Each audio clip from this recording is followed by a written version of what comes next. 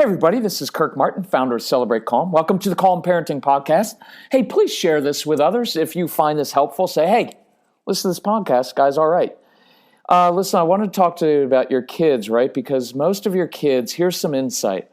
Most of your kids that are strong-willed kids feel very different.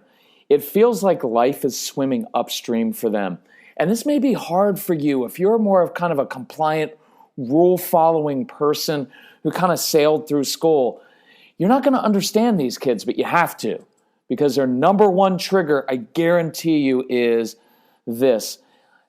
Look, before I get into any of this stuff, I want you to do this with your kids. Ask them sometime this week, hey, does it ever feel like I've misjudged your motives? It is a huge trigger for your kids because they feel judged, they feel very misunderstood, and that will cause them to shut down. And what happens with these kids, it seems like everything's like swimming upstream.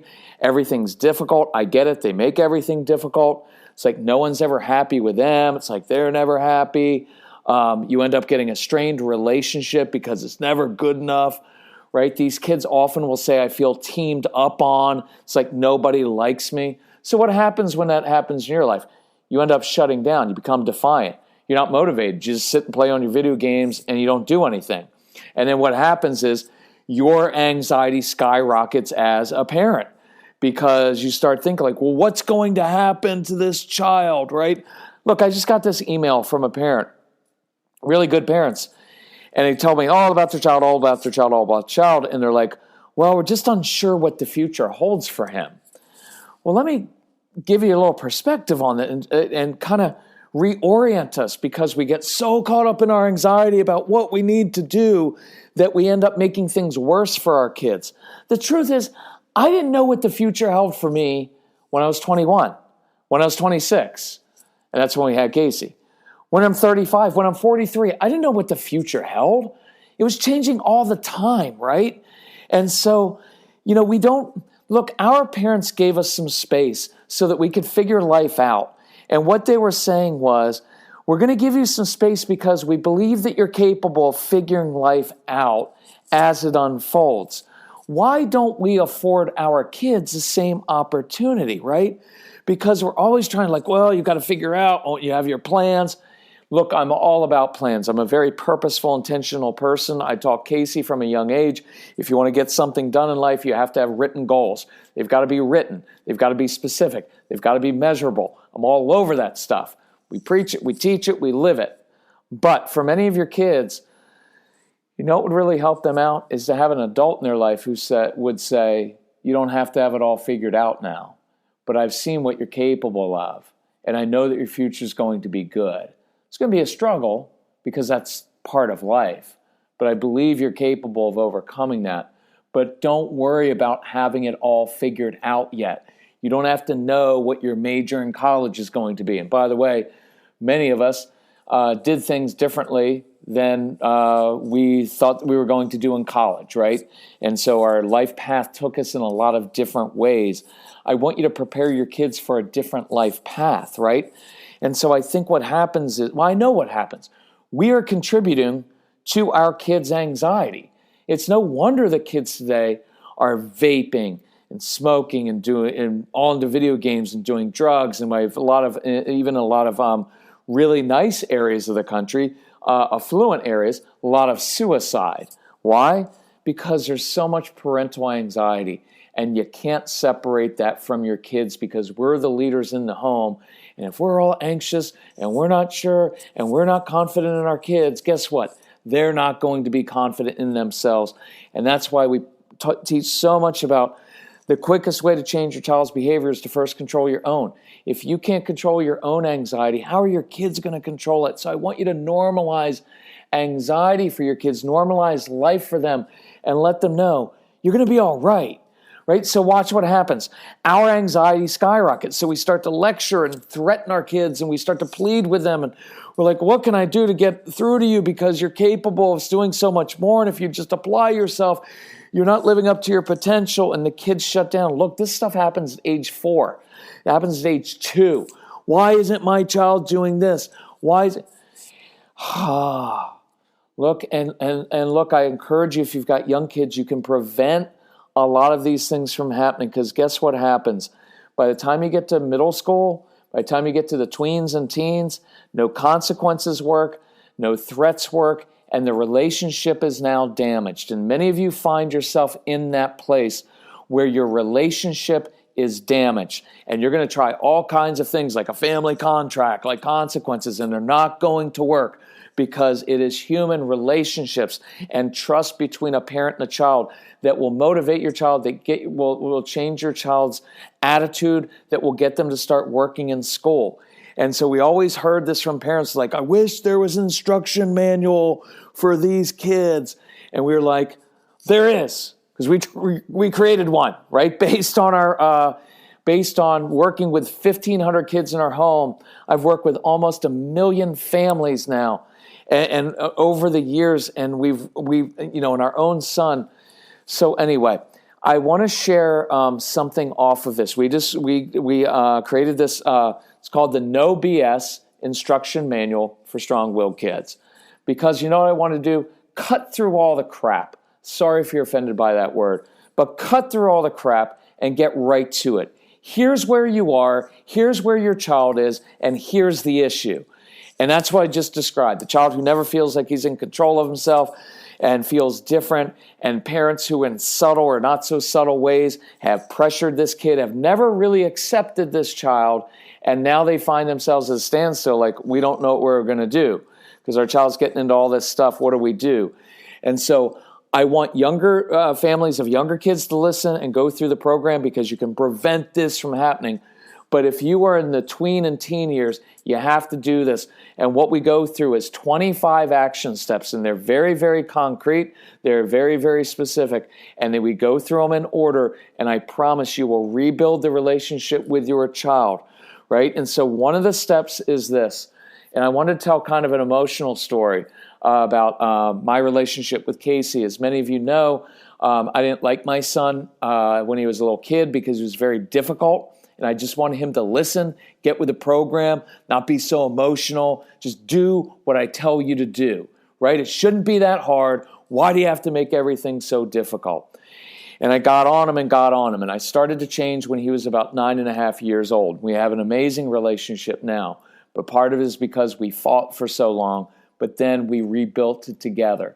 So here's the story. He's about 10 and a half, so we're just going into this process of rebuilding this, and he's playing ice hockey. Well, when I was a kid, I was a really aggressive, I'm kind of an introvert, and I'm in many ways kind of I can be sarcastic and jerky, but at the end of the day, I'm kind of a gentle person. But when I played sports, man, I had the killer instinct. I was highly competitive. It was a neighborhood we grew up in. And so he's playing ice hockey, which is a competitive physical sport. Casey's playing defense. I remember exactly where I was, Ashburn, Virginia.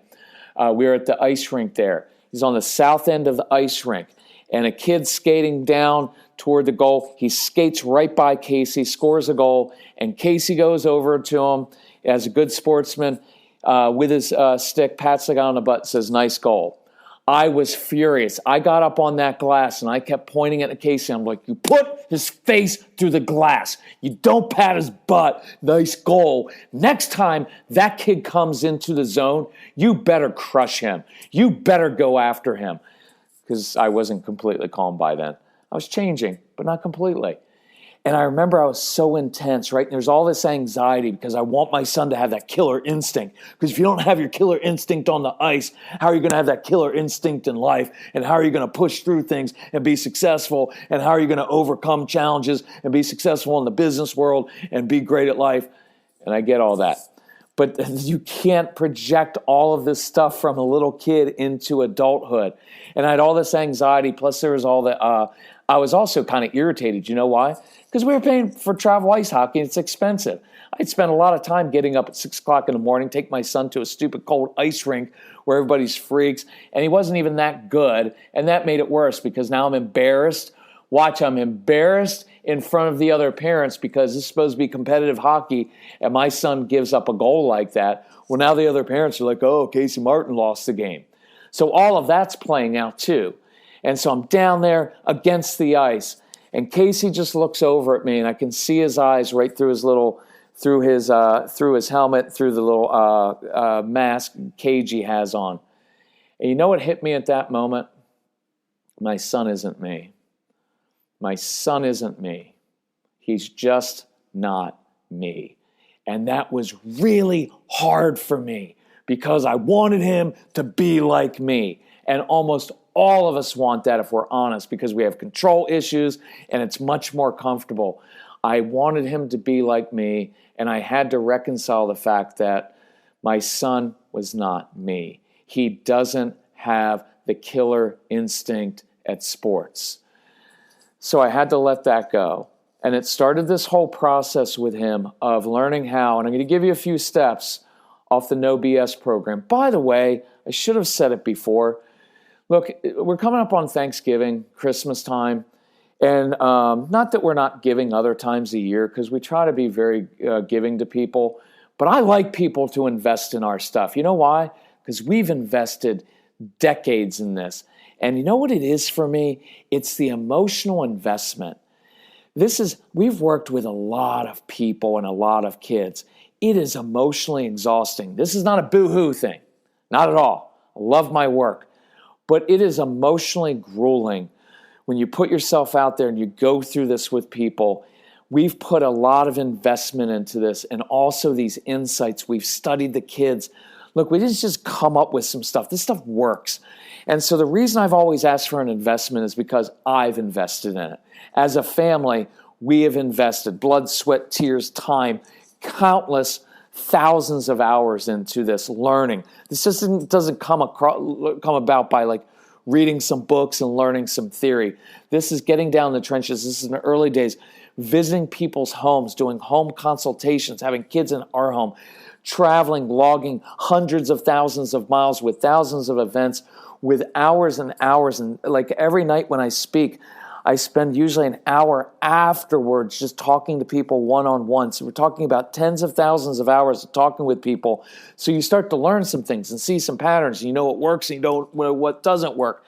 And so we know what works. And so the reason I've always asked for an investment from people is because I've invested and I want you to invest, because when you invest in something, you care more about it and you work harder at it. And there's something about it. I wish I would have saved that little speech for when we're charging more money, when I'm required more of investment. But this week, what we're doing with the No BS program, it's normally $297, call it $300. Why? It's worth it. It's 2 trips to a therapist office, and I'm going to save you thousands of dollars and save you your relationship. And this week, because of Thanksgiving and Christmas, we're doing it for $99, which is really seriously inexpensive for what you get. I think many people will go through this, and I know they have because I get the emails and the testimonials, and you'll literally be able to rebuild a relationship that has been strained with your child, either since childhood or for the past few years, and you'll have done that for $99, which is ridiculously cheap. So I encourage you to get it because it's fantastic. So, couple of the steps off of there that you're going to learn about. One is learning to accept your child on a deep, deep level. Now, look, I hear this, well, I love my child. I get that, but love's not enough in that sense. Well, I love him. I don't even know what that means. I love my child. Well, if you don't, then you're a horrible person. Everybody loves their child, right? It's a different thing to know that you actually like your child, and your kids know the difference. I can promise you, moms, dads, some of you out there, if you don't deep down in your heart actually like your child, and I get why you don't. I get it. Some of your kids are very unlikable and they make home life just miserable and they resist everything you have done. I get it. I didn't like Casey when he was little. But you've got to get to the point where you like and enjoy your child, because if you don't like your child, they're going to know it. Think any kid's going to listen to you if they know deep down you don't really like me, and deep down you don't really accept me as I am? That is much harder than you think.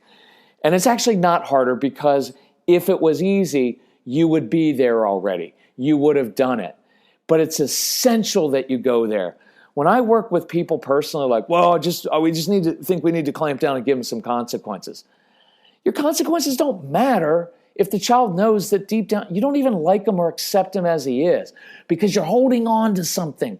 You're holding on to some little hope, like if you just do a certain thing, your child will see the light and want to do things the way you want them done. That's never happening. You have to build the relationship. And one of the things I had to do with Casey, besides accepting him, was to release him from my expectations. This is a very deep, deep thing.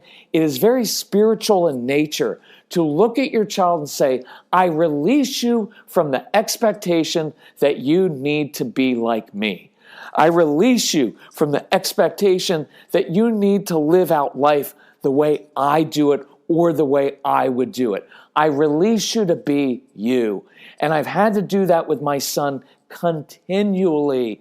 And I've noticed every time I've done it, and we show you in the program exactly how to do it with words, with writing, with text, with the attitude toward it. It's really powerful. And every time I've done that, I've noticed growth in him. It's like when I release him, it's like I'm releasing him from being in my little box, stuck under my thumb, right? There's an expectation that Casey always had, and he became tentative with things because he's like, was this the way my dad wants it done?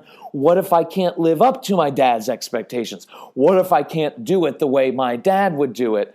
That's stifling for kids. But every time at different stages, I've said, I release you, Casey. I honor who you are. And I want to honor that by releasing you from being like me and being who you're supposed to be. And I step back, and when I've done that, he has grown inside. He's had the space to step up and try new things and do it the way he needs to do it. And it has also done something on a deep level in that it has brought us closer, because he knows I'm not just back there behind the scenes disappointed all the time. By the way, watch that. Honestly answer this inside your heart. Is there a sense inside of you? Do you kind of walk around all the time thinking, I'm just kind of disappointed in my child? Because again, your child will pick up on that. And if he knows that there's this thing inside that's like, my parents are never quite satisfied with me. They've never quite accepted me as I am. They've never quite understood me, and they've misjudged my motives. I promise you, if that's the case, your child will not be motivated. He will not be compliant. He will likely resist you, shut down. This is when all these kids now are seeking an escape from it. So they vape and they get into their video games and they get into drugs and alcohol because they want the escape, because deep down the people in their lives who are supposed to accept them and to be able to motivate them don't really like them at heart and haven't accepted them. I encourage you to begin doing this immediately. Immediately. Don't wait on it. Well, I just need to wait until his attitude changes. And when his attitude changes and he starts doing some stuff around the house and starts showing that he can be, it doesn't work that way. You're the grown-up. You're the leader. We are the leaders in the home. It is up to us. Look, sometimes it takes great humility as a parent to break down walls. You and your child have walls built up. I guarantee you, if you have strong-willed teenagers, this is the case. And those walls are built up. And they're not going to come down because your child takes the first step. And you can think that all the time. Well, I'm the authority figure. It's just an immature mindset. And it doesn't work in life that way. You've got to be the grown-up who becomes humble and who takes the first step, because you're the leader, and that's what leaders do. And if you want your child to be motivated and to work hard and to have a good attitude, you're going to have to take the first step and learn to accept and this child to release from expectations. And in that program, we go through releasing that child from the expectation that he's supposed to be like siblings. I'm not going to do that one right now, but I promise if you compare your kids to the siblings, you will have civil war in your home, and it will never work. So, CelebrateCalm.com. You'll see a tab there. It's pretty easy. No BS. Go to the No BS tab and you will see this program laid out, and you will see for this week only it's $99, and then it's going back up because it's worth $300. It's worth $3,000 to rebuild a relationship with your child. And I want you to take it seriously. And between now and Christmas, start working through those 25 steps methodically, one at a time, and watch as the walls start to break down with your child, and they start to open up to you more, and they start to do things that you want them to do. It's really cool how it works. And I want you this Christmas to be able to look at your child and say, I'm really enjoying that child now. I'm really enjoying my child. Then you will see things change in your child.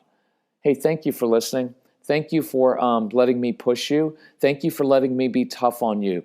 And I only do it, one, because I'm really old. I'm kidding. No, I do it because we have to do the hard stuff, because human relationships are at stake, and this stuff lasts a lifetime.